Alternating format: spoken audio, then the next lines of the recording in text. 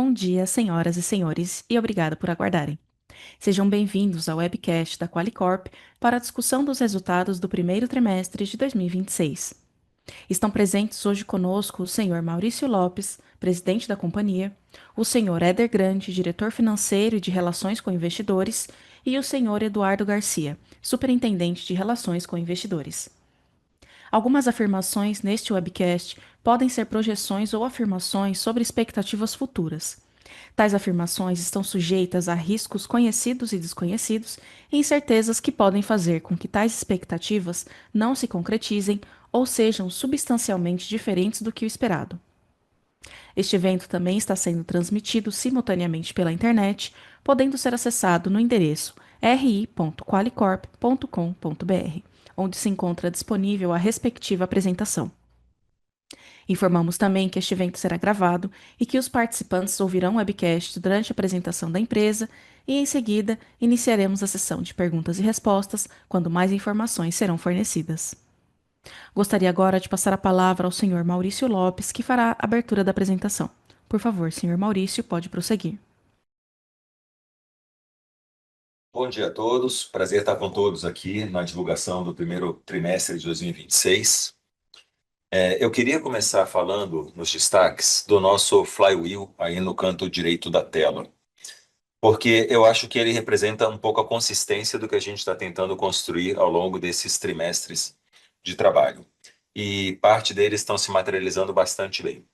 Na hora que a gente define, junto com a operadora, o produto de maneira correta, precifica de maneira adequada, alinha a estrutura comercial e subscreve de maneira assertiva, necessariamente os ajustes têm que vir mais baixos.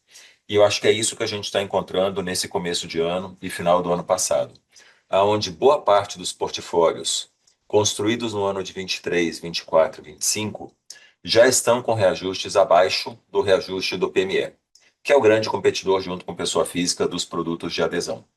Então, se a gente conseguir manter a consistência desse ciclo, necessariamente o ajuste mais baixo vai implicar num churn menor, numa litigação menor, no maior tempo médio de permanência e no LTV alto, que traduz em volta para o acionista, em lucro para o acionista.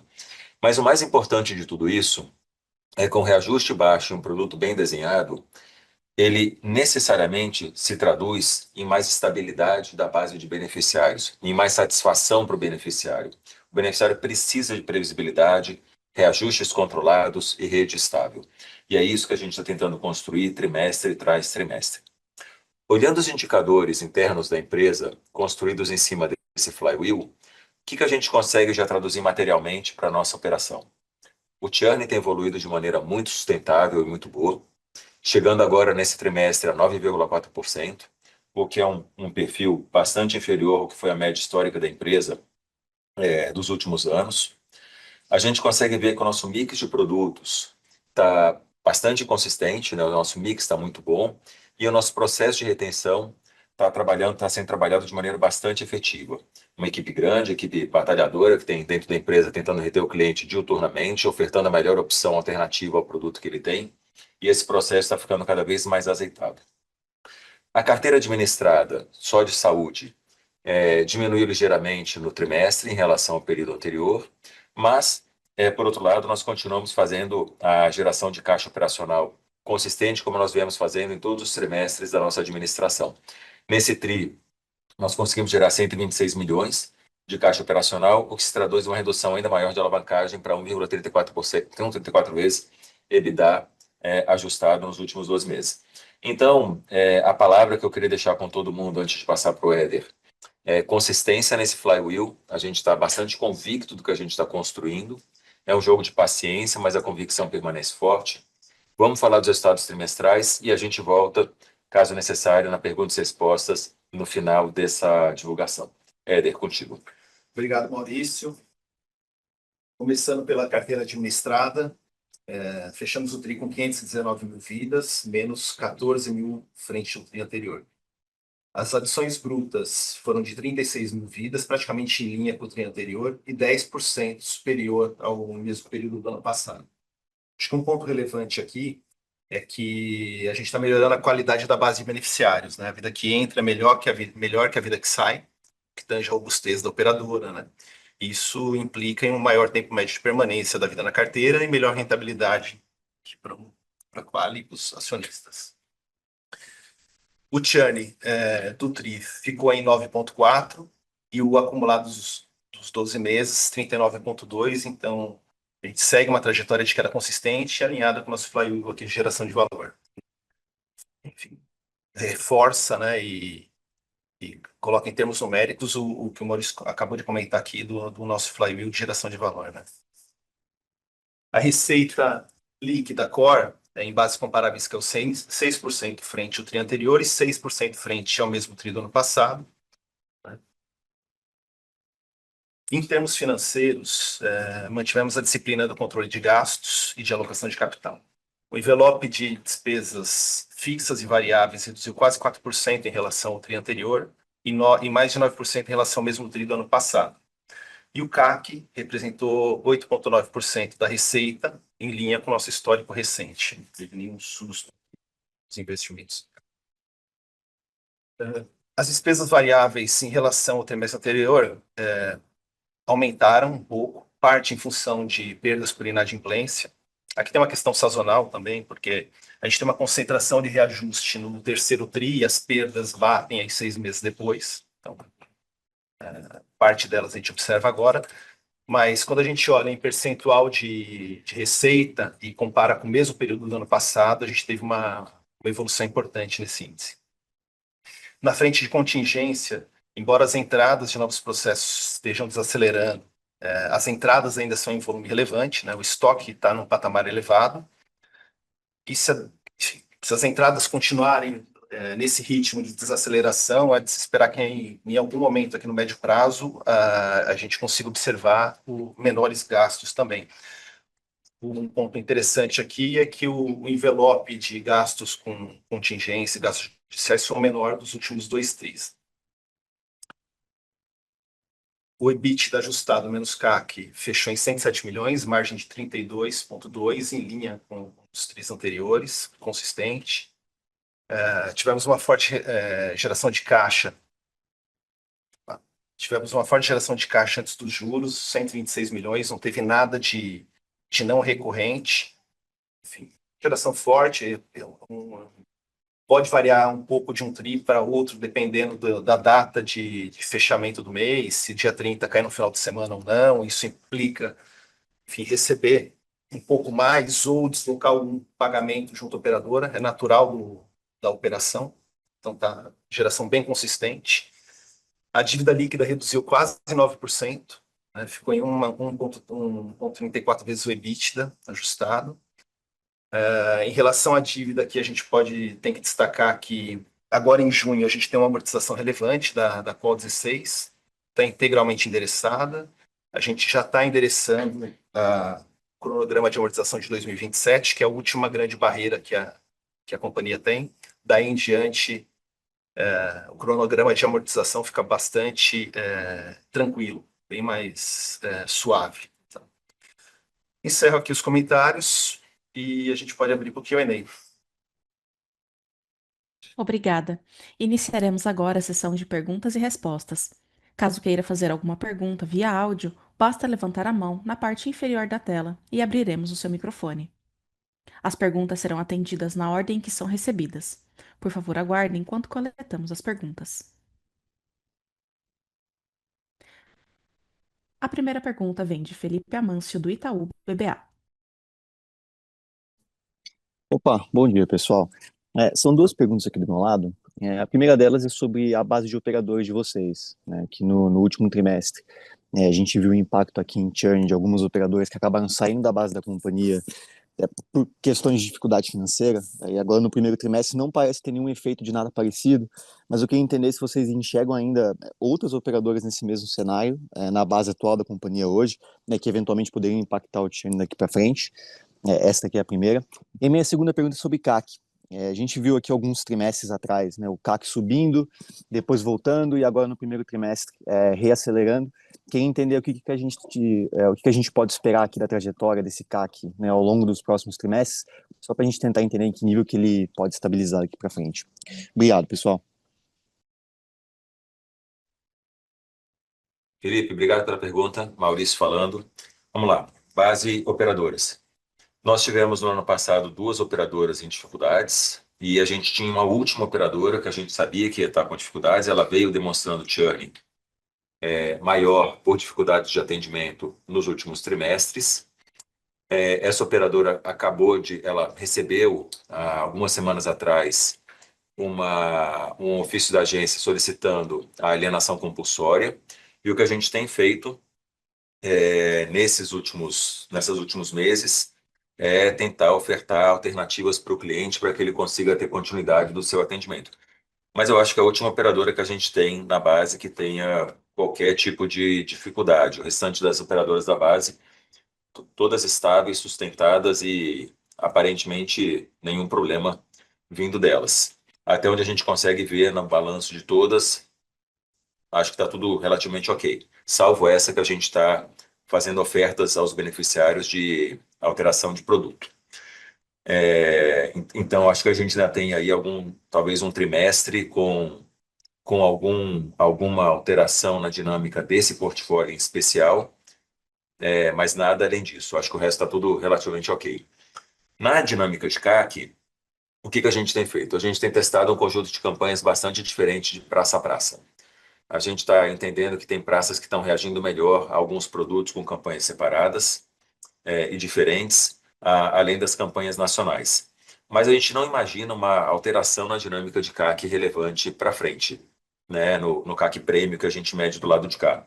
A gente acha que é muito mais uma questão de conseguir colocar alavancas diferentes para o mesmo CAC total do que fazer um aumento de CAC que acho que não faz sentido nesse momento para nós. Obrigado. Perfeito. Obrigado pelas respostas. Bom dia, pessoal. A próxima pergunta vem de Ricardo Boiati, do Safra. Bom dia, Maurício, Éder, Edu, demais participantes, obrigado aqui pela oportunidade. A primeira pergunta aqui é com relação à carteira, né? A gente vê uma clara evolução, né, na parte operacional, né, na parte financeira. Acho que tem uma série aqui de indicadores que estão evoluindo muito bem. E a carteira ela continua encolhendo, acho que não é uma surpresa aqui, né? Isso está totalmente consistente, né, com o posicionamento que vocês têm adotado há algum tempo, né, de que a carteira nesse momento ela não preocupava tanto, né? O importante era performar nesse flywheel, né, Maurício, que você trouxe no começo e que você vem falando há algum tempo, né? Então ter produto melhor, ter uma consistência de underwriting, e isso vai girando, né, esse flywheel, vai criando valor aqui para a companhia. Então isso está super consistente.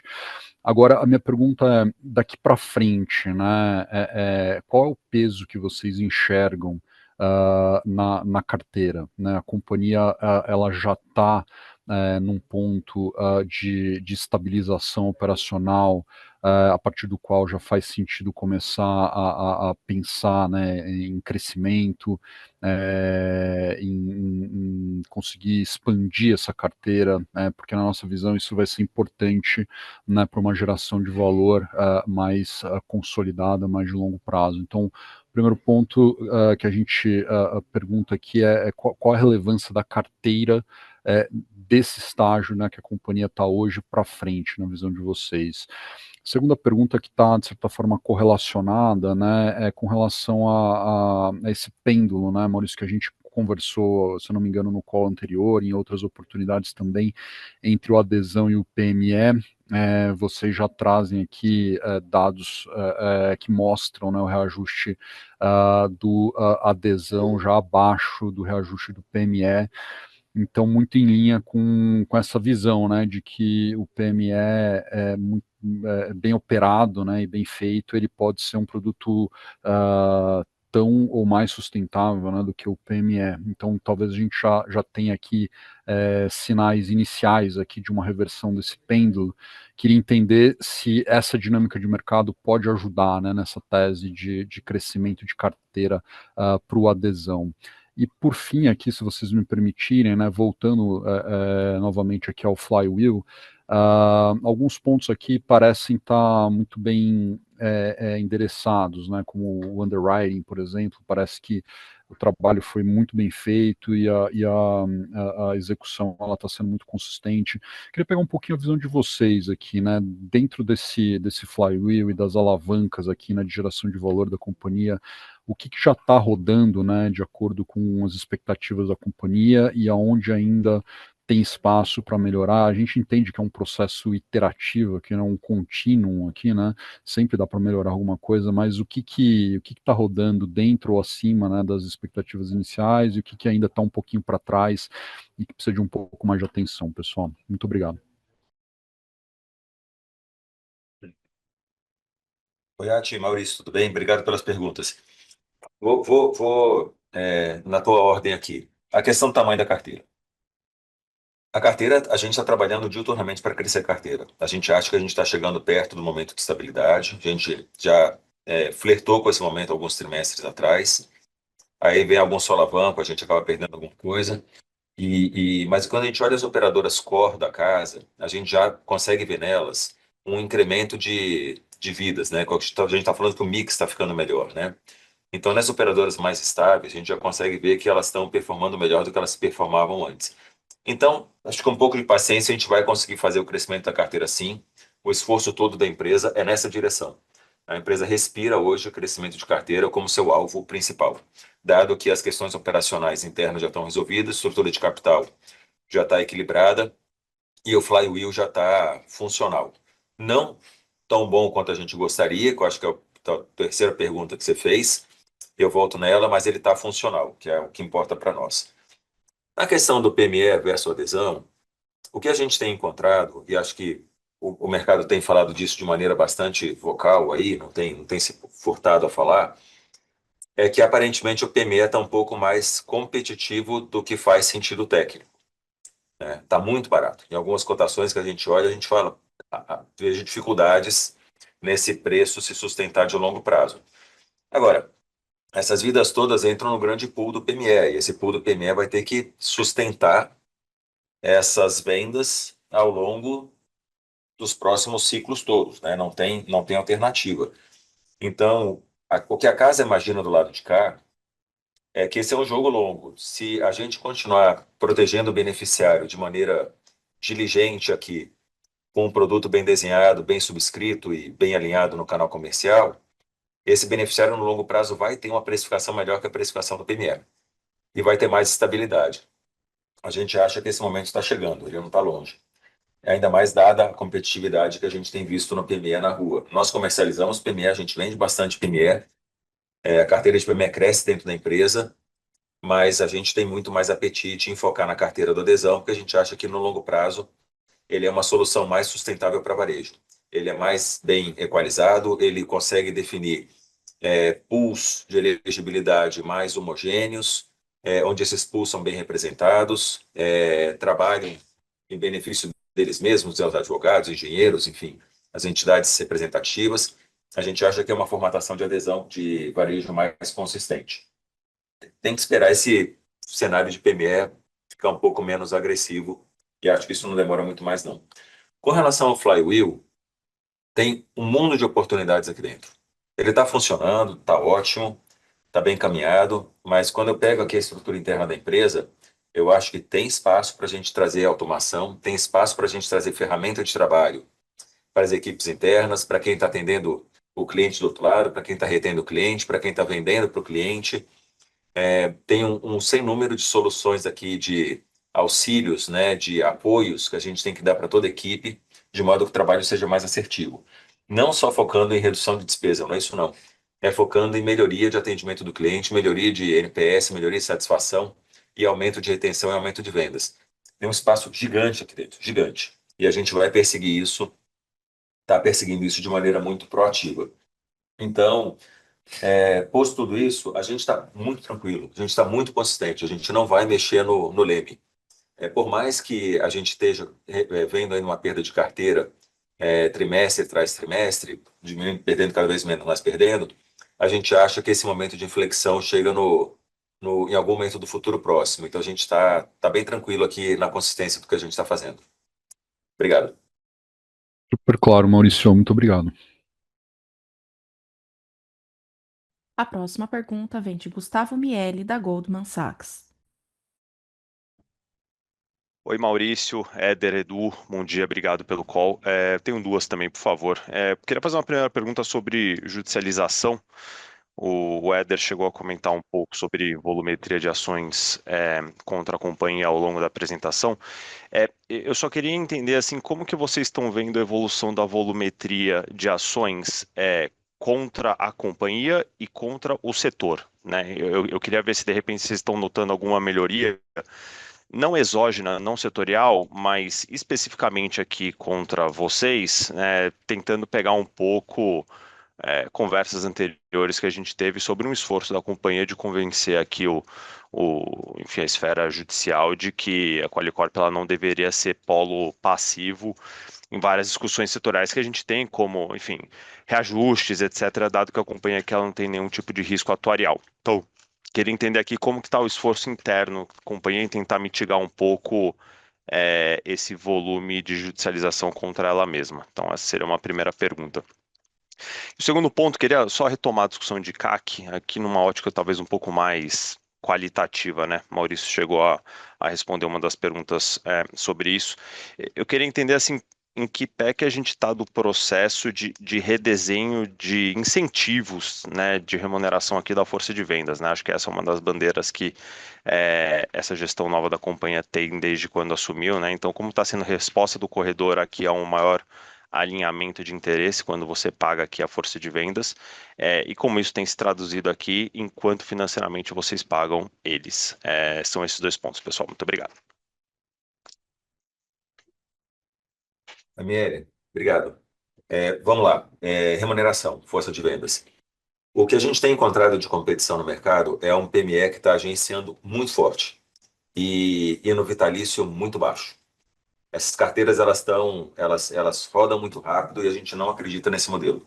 Então a gente continua focando no modelo de ter um modelo de agenciamento menor na entrada, com algum pagamento para o produtor da ponta e um reagenciamento no 13º, 25º, assim sucessivamente.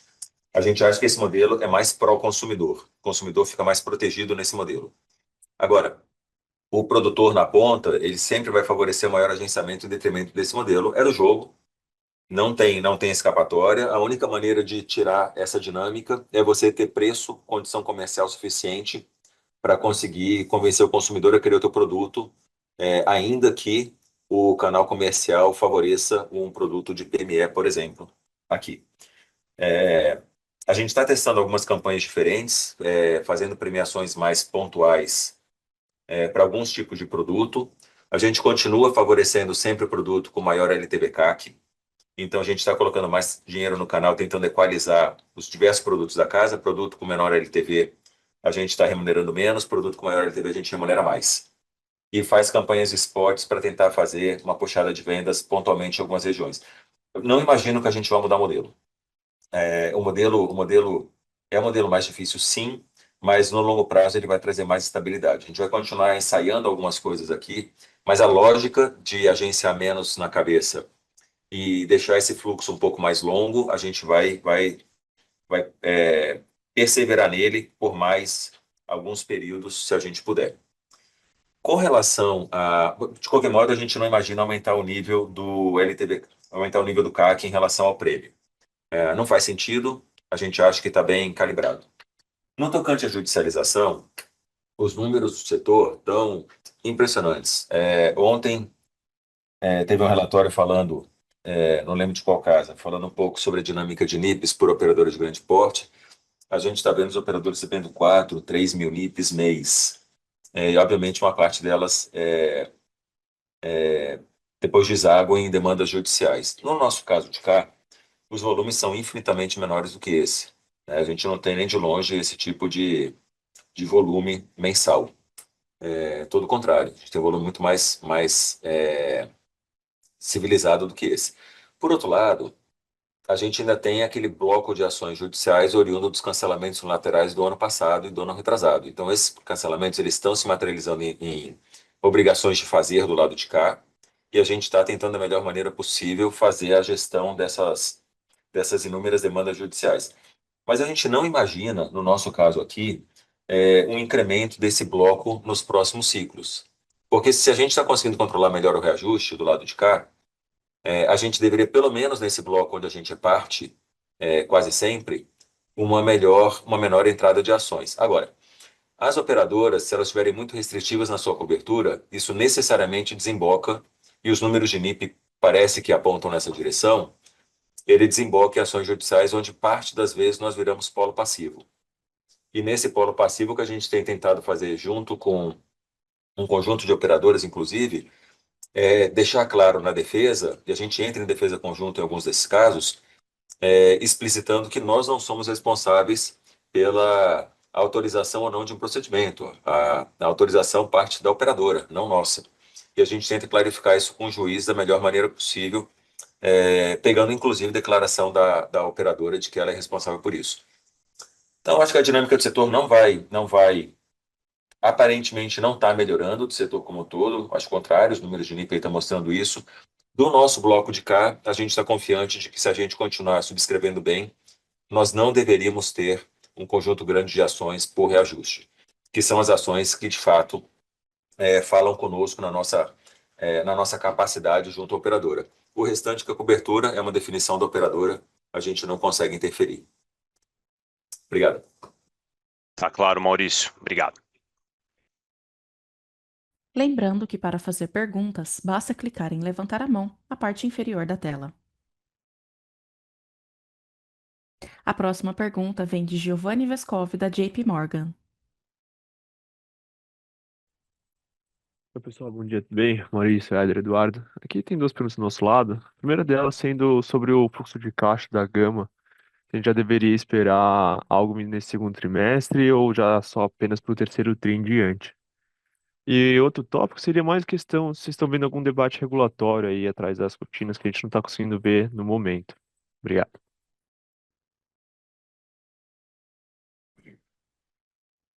Giovanni, obrigado pela pergunta. É só a partir do terceiro tri, início do terceiro tri, a gente já deve ter algum fluxo decorrente da venda da Gama, tá? No ambiente regulatório não tem nada de concreto, nada de tangível aqui que a gente está esperando, tá? A expectativa é que não tenha nenhuma novidade, nenhuma alteração nos próximos meses.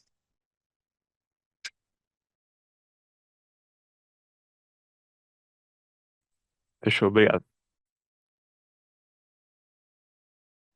Encerramos neste momento a sessão de perguntas e respostas. Gostaria de retornar a palavra para o senhor Maurício para as considerações finais.